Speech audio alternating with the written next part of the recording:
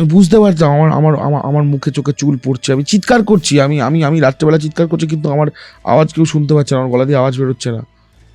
আমার আমার সাথে কেউ প্রত্যেক রাতে এসে আমার সঙ্গে যৌন সঙ্গম করছে জোর করে। আর আর ওই মুখটা আমার আমার সঙ্গে যেন যেরকম যৌন সঙ্গম লিপ্ত। আমি আমি চিৎকার করে উঠি, দাদা আমার ভয় পেয়ে গেছি। আমি আমি বাঁদিকে লম্বা করে পাতা বেড, সামনে একটা দরজা আছে, সেদিকে বারান্দা আছে, একটা জানলা বড়, পর্দা উঠছে, বারান্দা দরজাটা খোলা। ডান দিকে ঘরে ড্রেসিং টেবিল রাখা আছে, একটা পুরোনো সিঙ্গেল ড্রেসিং টেবিল থাকতো, ডান দিকে আছে। আর এই দিকে একদম বাঁদিকে কোণের দিকে একটা আলমারি রাখা আছে, লম্বা ঘর, খাটটা পেরিয়ে দেয়ালের দিকে একটা আলমারি রাখা আছে। আলো জ্বালালো, ঘরের মধ্যে বসলাম। আছে, হ্যাঁ বলুন কি প্রবলেম। গন্ধটা তখনও পাচ্ছিলি? কনস্ট্যান্ট। ঘরটায় কোনো মানে কি বলবো, কোনো সার নেই ঘরটার মধ্যে, কোনো প্রাণ নেই। আমি তো বলছি, আমি মনে হচ্ছে আমি একটা অন্য পৃথিবীতে চলে এসেছি। বাইরের পৃথিবী আর ভিতরের পৃথিবী পুরোপুরি আলাদা। আর লোকটা বলছে, দাদা সেদিনকে তো আপনাকে ওই অবধি বলে আমি আটকে গেলাম। আজ হ্যাঁ, তারপর যে এই বয়সে আমার না স্বপ্নদোষ শুরু হলো। কিরকম স্বপ্নদোষ? বলছে আমি না রোজ সকালে ঘুম থেকে উঠতাম, এবং আমার যে মানে মানে প্যান্ট, আমার যে পোশাকের যে প্যান্ট, সেই প্যান্ট আমি দেখতাম যে সেখানে আমার বীর্যপাত হয়ে গেছে। এবং আমি কিন্তু ঘুমোতে পারতাম না, আমি আমি কিন্তু এই অবচেতনেই থাকতাম। আমি উঠে ভাবতাম যে আমি কী ভাবছি। বলছি আমি আমি আমি ওই অবচেতনের মধ্যে দেখতাম আমার ঘুম হচ্ছে না, আমি অবচেতনে দেখতাম যে আমি অনেক চেনা মানুষের সঙ্গে যৌন সঙ্গম করছি। ওই মানে ফাট আমার ভাই এবার একটু খটকা লাগলো। কী বলছেন? বলছি সেটা পাগল নাকি? কী বলছেন? বলছি পাগল ভাবছেন তো? এটা বললো মুখে? হ্যাঁ। যেটা ভাবছিলি? হ্যাঁ, এবং খুব স্থির দৃষ্টি। পাগল ভাবছেন তো? না না না, বলুন বলুন বলুন, শুনছি, শুনবেন। আমি যখন বলছে, আমি ফিল করছি যেন উনি নিজে বলছেন, না ওনাকে দেখে ও বলাচ্ছেন। আই হ্যাভ নো আনসার, আমার কাছে কোনো আনসার নেই। যান্ত্রিক ব্যাপারটা খুব। হ্যাঁ, এবং খুব স্থির দৃষ্টিতে আমার দিকে তাকিয়ে বলে যাচ্ছে। এরপরে যেটা ঘটেছে সেটা তুই বাদ দিয়ে দে। মানে আমি বলতে গেলে আমি কীভাবে বললাম, আমার বলতে গেলেও এখনও গলা কাঁপছে। বলছে আমি এরকম দেখতাম, মানে আমি বুঝতে পারতাম আমার আমার আমার মুখে চোখে চুল পড়ছে, আমি চিৎকার করছি, আমি আমি আমি রাত্রেবেলা চিৎকার করছি, কিন্তু আমার আওয়াজ কেউ শুনতে পাচ্ছে না, আমার গলা দিয়ে আওয়াজ বেরোচ্ছে না। আমার আমার সাথে কেউ প্রত্যেক রাতে এসে আমার সঙ্গে যৌন সঙ্গম করছে জোর করে। এবং আমি আমি আমি চিৎকার করে আমার আওয়াজ কেউ পাচ্ছে না। আমি আমি উঠে দেখছি এইরকম অবস্থা। আমার বয়স, তারা দেখুন, আপনি ভাবুন আমার বয়স, আমার আমার শরীরে এখন যৌন খিদে এত থাকার কথাও নয়। আমি একজন মধ্যবয়স্ক লোক, আমার মেয়ে আছে। আমি দিনের পর দিন আমি দেখতাম আমার মুখের উপর চুল পড়ছে, ফিল করছে আরো আরো বাজে। আপনি আপনি আপনি গন্ধ পাচ্ছেন? গন্ধ পাচ্ছেন? হ্যাঁ, আমি গন্ধ পাচ্ছি। বলছে এর থেকেও বাজে গন্ধ পেতে পারো। আচ্ছা, গন্ধ পাচ্ছে মানে যেটা ছিল? আমাকে জিজ্ঞাসা করছে আপনি গন্ধ পাচ্ছেন? গন্ধ পাচ্ছেন? বুঝতে পারছি, বাড়িতে ঢোকার পর যে পচা গন্ধ, পোড়া গন্ধ, ওটার কথা বলছি। হ্যাঁ হ্যাঁ হ্যাঁ, বলছি এর থেকেও বাজে গন্ধ পেতাম যখন রাতে এরকম মনে হতো। হ্যাঁ হ্যাঁ, বলছি একদিন হলো জানেন আমি কি, আমি আমার না সেদিন চোখটা খুলে গেছে। আমি তো পুরোপুরি ঘুমাই না, চোখটা আমার খুলে গেছে। আচ্ছা, কি দেখলেন? যা আমার মনে হলো যেন আমার মেয়ের মতন একটা মুখ আমার আমার ভাষা, আর আর ওই মুখটা আমার সঙ্গে যেন যেরকম যৌন সঙ্গম লিপ্ত। আমি আমি চিৎকার করে উঠি, দাদা আমার ভয় পেয়ে গেছে। আমি আমি এবং আমি আমি উঠতে যাচ্ছি, আমার মনে হচ্ছে আমার যেন আমাকে যেন সেই মুখ যেন গলা টিপে ধরছে, আমাকে উঠতে দিচ্ছে না। আমার গোটা বডি যেন প্যারালাইসিস হয়ে গেছে, আমার গোটা বডি স্টিফ হয়ে গেছে, উঠতে পারছি না। আমি চিৎকার করছি, আমার আমার কেউ যেন মনে হচ্ছে আমার দম আটকে আসছে, আমার শ্বাসকষ্ট হচ্ছে, আমার গলা কেউ টিপে ধরছে, আমার আমার গলা কেউ টিপে ধরছে, আমি উঠতে পারছি না কিছুতেই। কি বলছে? হ্যাঁ দাদা, আমি আমি আমি আমি সেন্সলেস হয়ে যাই। আমি যখন উঠি আমার মনে হচ্ছে তো কি হলো, কোথাও কিছু নেই, সব ঠিক আছে, শুধু হাওয়া আছে আর গন্ধ আছে। লোকটা তো ঘুমোতে পারতো না রাতে? না না, এখনো ঘুমোতে পারে না, কিন্তু ওই তন্দ্রাচ্ছন্ন হয়েছে এবং ওর মধ্যে ওই ভিশনগুলো আসছে। এবার দেখ, এখানে একটা সায়েন্টিফিক কারণ আছে, অনেক দিন ধরে ঘুমোচ্ছে না লোকটা, তাই হয়তো মাথায় এগুলো আসছে। এটা যারা আপনারা বিজ্ঞান মনস্ক বেশি তাদের জন্য বললাম উত্তরটা, হতেই পারে। এবার যদি আমি ডিপলি চিন্তা করি যে দিনের পর দিন একই সময়ে একইভাবে কেউ যৌন সঙ্গম করবে, একইভাবে তার বীর্যপাতে তার পরনের পোশাক ভিজে যাবে, কি করে সম্ভব? মেয়ের অবয়ব দেখছে, তারপরে উঠতে চাইছে, উঠতে নিজের পারছে না। হ্যাঁ, নিজের মেয়ের, অবভিয়াসলি বলছে আর বাড়ির লোকের সঙ্গে যোগাযোগ নেই, তার মানে মেয়ে মেয়ে বউয়ের সঙ্গে কোনো যোগাযোগ নেই সেই সময়। আর ওই বয়সে গিয়ে এরকম হওয়াটা হবে না ভাই, ধরে যে বয়সী জানে ভাই, নিজের মেয়ে ভাই। না, আমি সেটার কথা বলছি না, আমি স্বপ্নদোষের ব্যাপারটাই বলছি। বাট ওই বয়সে টেস্টোস্টেরন অতটা থাকবে না যে এরকম টাইপের ব্যাপার প্রত্যেক রাতে, প্রত্যেক বলছে যে রাতে প্রায় একই সময়। আমি মেনে নিচ্ছি, এবং আমি আমি মেনে নিচ্ছি, but আমি এটা বিশ্বাস হ্যাঁ। করেছিলাম ভাই, আমি এটা বিশ্বাস, গন্ধটা থাকতো কিভাবে? না না না, আমি এই জিনিসটা আমি বিশ্বাস করি ভাই। মনে আছে, আমি জানি না আমাদের এই প্রথম এপিসোড কজন দেখেছিল, আমাদের যে কল্লোলের সঙ্গে যে ঘটনা ঘটেছিল কর্ণবিশ্বাসী নুলবিজা, হ্যাঁ, উলুবেড়িয়া, মনে আছে 2024 2024 যখন পডকাস্ট ছিল, আমি নীল শার্ট পরে এসেছিলি। হ্যাঁ হ্যাঁ, আমার সেই ঘটনাটা, আমি তো দেখ, আমি তো এর আগে সেম ঘটনা দেখেছি। আমি না তখনই বুঝে গেছি ভাই কি সিন চলছে ওখানে, ঠিক আছে, কি সিন চলছে আমি বুঝে গেছি ভাই। ও কি বলবে এরপর, আমি তো এরপরে ওকে ভাবছি আমি জিজ্ঞাসা করবো তোমার এই ঘটনাগুলো ঘটে। তখন আমার লোকটা, আমি আর কিছু জিজ্ঞাসা না করার পরেই বলতে শুরু করছে, দাদা তারপর থেকে হলো আমার বাড়িতে যখন রান্না হয় সেই রান্না উল্টে পড়ে থাকতো।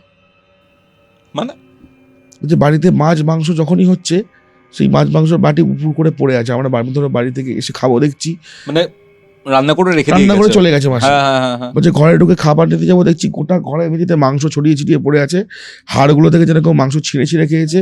ওর দাদা কোনোভাবে করতে পারে না ভাই দেয়ালে 3টে আঁচড়ের দাগ, 3টে আঙুলের দাগ দেওয়ালে, 3টে আঙুলের দাগ, বাকিটা বুঝে নে, ঠিক আছে। আমাকে যখন বলছে না ওই সামনে বসে, আমার মনে হচ্ছে আমি বাড়ি থেকে একটু ছুটে বেরিয়ে যাই, আমার তো ছুটে বেরিয়ে যাই ওখান থেকে। এবং বলতে বলতে লোকটা অদ্ভুত যান্ত্রিক হয়ে যাচ্ছে। আমি তো খেলা বুঝে গেছি ওই সময়টা, আমার মাথা ব্যথা ঘুরছে ওই সময় দাঁড়িয়ে, আমি কেন এলাম এখানে, আমার আসা উচিত হয়নি, আমি বিশাল বড় ভুল করে ফেলেছি। দেয়ালে 3টে আঁচড়ের দাগ। বলছে দাদা সকালবেলা ওই যখন ময়লা ফেলতে যাব, দেখতাম যে ময়লার এই কিছু নেই, আর ময়লার ডাব্বাটা না, ডাস্টবিনটা রান্নাঘরে উল্টে পড়ে আছে, শুধু প্যাকেটগুলো পড়ে থাকতো ছড়িয়ে ছিটা, বিড়াল হবে হয়তো। এবারে একদিন রাত্রে আমার না বাথরুম পেয়েছে, ঘরে শুয়েছিলাম সিগারেট খাচ্ছি, বাথরুম পেয়েছে আমাদের। তারপরে তো দেখলেন তো রান্নাঘরে পাশ দিয়ে যেতে হয়, হ্যাঁ।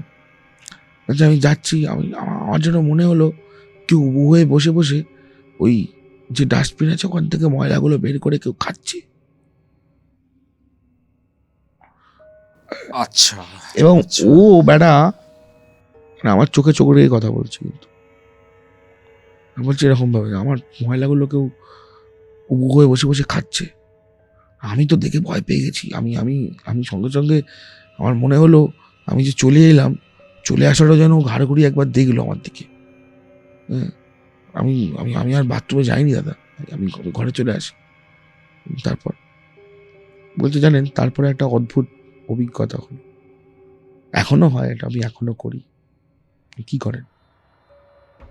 আমার তো নিঃসঙ্গ জীবন, এই আপনি এলেন এতদিন পরে, বাড়িতে কেউ আসে না, মাসি আর ঠিকঠাক কথা বলে না, মাসি সূর্য ডোবার আগে চলে যায়, দাদাকেও ঘুম পাড়িয়ে দিয়ে যায়, আমার সবার সঙ্গে ঝগড়া হয়ে গেছে, আমার মেয়েকে ফোন করলে মেয়ে ফোন ব্লক করে দিয়েছে, আমার মেয়ে ফোন তোলে না, আমার বউ আমার সঙ্গে যোগাযোগ রাখে না, বউ আমার নামে মেনটেনেন্সের মামলা করেছে, আমার অর্থনৈতিক অবস্থা প্রায় শেষ হয়ে গেছে,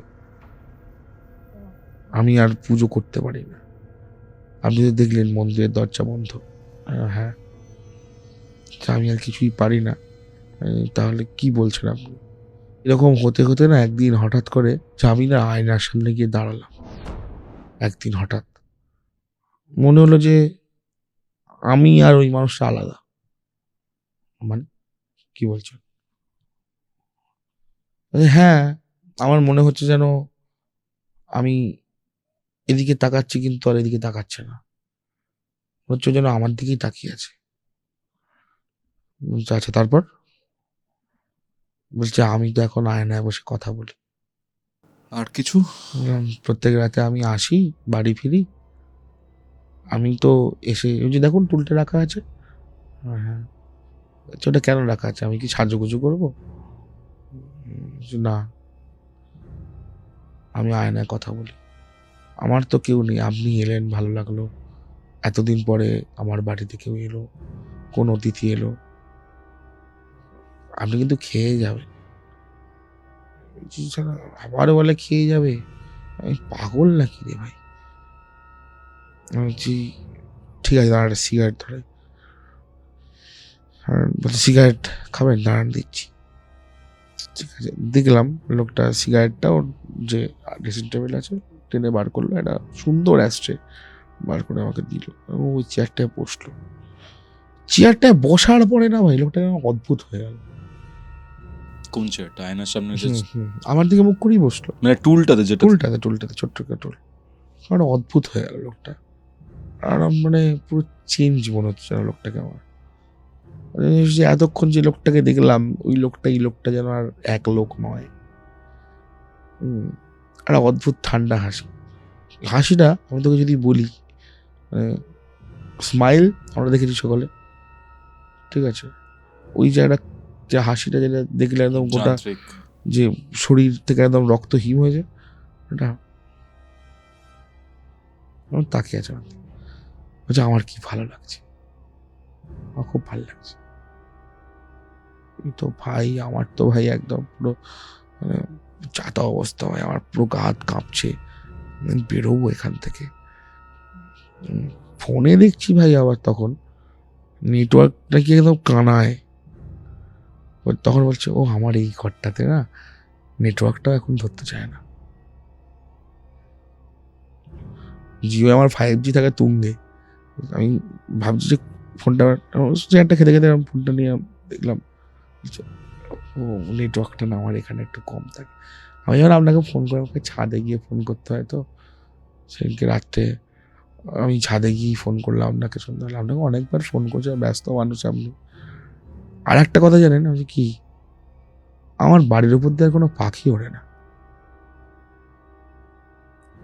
আচ্ছা, তারপর আমার বাড়ির উপর দিয়ে কোনো পাখি উড়ে যায় না। আগে আমার বাড়ির উপরে পায়রা আসতো, আমি গম ছড়িয়ে রাখতাম, আমি এখনো গম ছড়াই, ধান গম ছড়িয়ে রাখি, কিন্তু পাখি আসে না।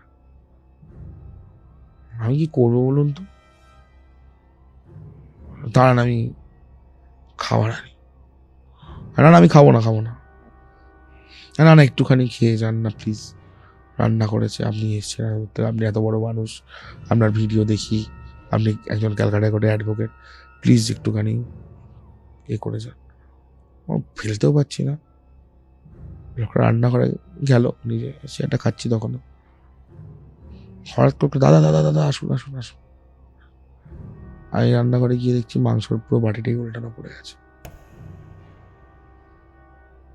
যে ঘটনাটা আমি শুনলাম চোখের সামনে এতক্ষণ ধরে, সেটা চাক্ষুষ দেখছি, গ্যাসের ওভেনটার ওপরে পুরো বাটিটা উল্টে পড়ে আছে। মাংসের যে কড়াটা থাকে, সেই কড়াটা উল্টে পড়ে আছে। দুজনের জন্য, তিনজনের জন্য মাংস রান্না করে কতই বা করবে, পুরোটা উল্টে পড়ে আছে। আমি শুধু তাকানোর পরে আমি শুধু একটা কথা বলেছিলাম, আমি আসছি, আবার দেখা হবে জানি না। তুই বলছিস? ডাইরেক্ট জানি না। আপনি ভালো থাকুন। আমি শুধু একটা কথা বলেছিলাম যে আমি আপনার সাথে কখন কবে কথা হবে জানি না, বাট আমার সাজেশন যদি নেন, ঠিকঠাক কোনো কাউকে দিয়ে আপনি একবার আপনার ওয়াইফের কথাটা শুনে দেখুন, না হলে কিন্তু আমি যতটুকু বুঝলাম আপনার পরিত্রাণ পাওয়া চাপ আছে।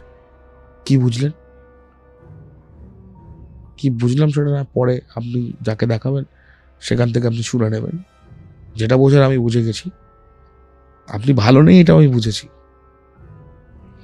এবং আপনি নিজের, আমার মনে হয় যে আপনি একটু পরামর্শ করার নিন। আচ্ছা, উনি তারপরে আমাকে এগিয়ে দিলেন, উঠোন অব্দি এলাম, বাইরে বেরোলাম ভাই বাইক নিয়ে। বিশ্বাস করে সারা বাড়ি যখন এসছি না, আমি গাড়ি জোরে চালাই, তুই জানিস। আমি বললাম না খুব তো আস্তে চালাই, একটু হেয়ালি করে বললাম, আমি জানিস তো আমি গাড়ি খুব জোরে চালাই। আমার মনে হয়েছে আমার বাইকটা যেন চলছে না, আমার বাইকটা যেন চলছে না, আমার বাইকে যেন কেউ একটা পুরো ভারী কোনো কিছু যেন আমার গতিবেগের বিরুদ্ধে আমায় বাধাপ্রাপ্ত করছে, আমাকে বাধা সৃষ্টি করছে আমার গতিকে, চলছে না। আমি বাড়িতে এলাম ভাই, ওই সময় আমার তো ভাই শরীর খারাপ হয় না, আমার জ্বর। তো বলেছিলাম পায়ে চোট পেয়েছি, আমার জ্বর সর্দি কাশি একসাথে, এবার ওষুধে সারে না। তারপর ওই আমাদের মা তো জানে, মা তো গালাগালি করে একদম পুরো যাতা অবস্থা। তারপরে লোকটা ফোন করেছে ভাই আমাকে,